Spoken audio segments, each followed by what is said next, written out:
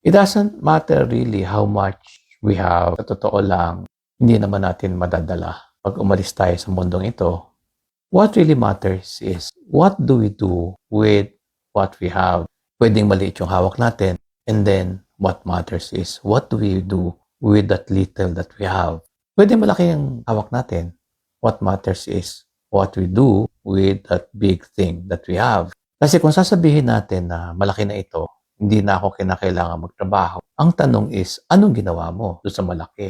Kung malaki yung hawak natin, sa totoo lang, mas malaki yung responsibility natin kasi to whom much is given, much is required.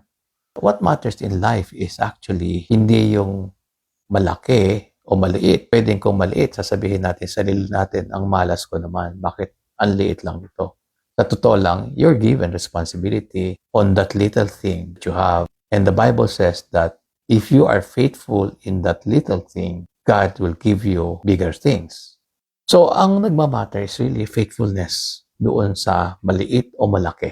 And huwag tayo mainggit doon sa may malaking hawak because He's got more responsibility. Sa totoo lang, mas maigi pa yun, nag-umpisa ka ng maliit tapos napalaki mo because you have proven the faithfulness of God.